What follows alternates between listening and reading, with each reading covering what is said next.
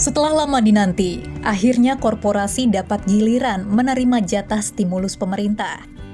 Stimulus ini berupa jaminan kredit dengan nilai mencapai 100 triliun rupiah. Para pengusaha kini dapat bernafas lega. Setidaknya mereka memperoleh jaminan kredit dengan nilai plafon mulai dari 10 miliar hingga 1 triliun rupiah. Tapi harus dicatat bahwa korporasi yang jadi sasaran stimulus baru ini adalah industri padat karya. Skema ini akan diberikan kredit dengan plafon 10 miliar sampai 1 triliun dan ini bisa mendorong terciptanya 100 triliun kredit modal kerja sampai tahun 2021. Sehingga tentu beberapa pengungkit ekonomi termasuk di sektor padat karya ini menjadi prioritas Bapak Presiden yang utama. Mengapa industri padat karya jadi fokus pemerintah? Berdasarkan data Kementerian Ketenagakerjaan Juli lalu, jumlah karyawan yang di-PHK perusahaan dan dirumahkan akibat dampak corona mencapai 3 juta orang. Jika wabah corona masih tak terkendali, angka pengangguran baru diprediksi akan melonjak hingga 5,23 juta jiwa. Padahal, Biro Pusat Statistik menyebut per Februari 2020, jumlah pengangguran di Indonesia yang eksis sebesar 6,88 juta. Artinya, Indonesia harus bersiap jumlah penganggurannya meningkat 2 kali lipat. Namun stimulus bagi industri padat karya diharapkan mencegah hal ini terjadi. Yang menarik dari stimulus ini, 2 lembaga Kementerian Keuangan yaitu LPEI dan Penjaminan Infrastruktur Indonesia atau PII diminta turun tangan.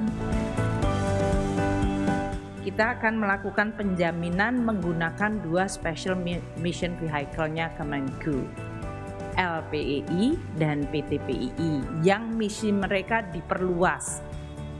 Karena sebetulnya LPEI itu hanya desainnya untuk yang ekspor oriented, tapi kita juga sekarang perluas untuk yang industri substitusi import juga, yang bisa memberikan dampak yang positif. Dan PII yang hanya tadinya penjaminan infrastruktur, kita juga redesign untuk bisa menjadi the second layer dari guarantee atau loss limit. Dalam penjaminan kredit korporasi ini, Menteri Keuangan Sri Mulyani menerapkan 2 skema. Yang pertama adalah 60% dijamin oleh pemerintah dan 40% oleh perbankan. Namun bagi korporasi yang dianggap prioritas, pemerintah memberikan penjaminan hingga 80%. Sektor-sektor prioritas yang dimaksud antara lain sektor pariwisata, otomotif, tekstil, hingga furniture.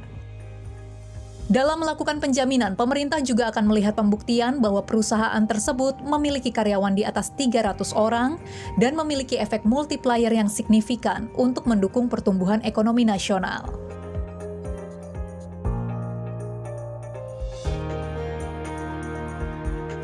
Otoritas Jasa Keuangan pun merespon positif stimulus korporasi yang diguyur pemerintah. Apalagi sepanjang paruh awal 2020, banyak korporasi yang sudah mencari pertolongan dengan mengajukan restrukturisasi kredit. Ini waktu yang tepat, karena apa? Survival time pertama sudah terlewati. Karena tanpa restrukturisasi yang dilakukan OJK akan berat bagi perbankan untuk menyangga permodalannya. Ya, dengan restrukturisasi kita POJK 11 itu membantu untuk sementara ditangguhkan pembentukan cadangan.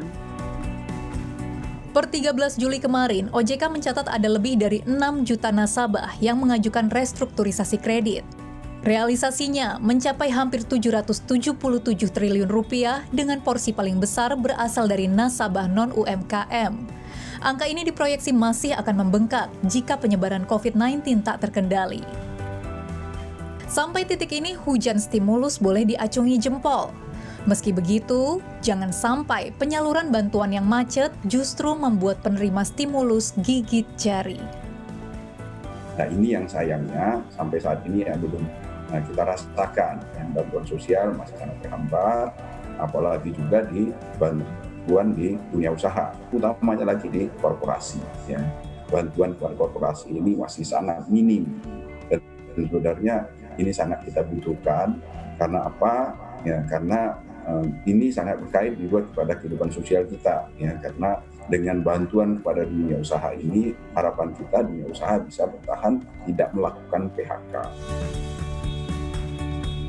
Kini pemerintah menggantungkan realisasi stimulus penjaminan kredit pada 15 bank besar yang diharap mampu menjangkau korporasi tanah air. Akankah realisasinya sesuai harapan? Tim Liputan CNBC Indonesia.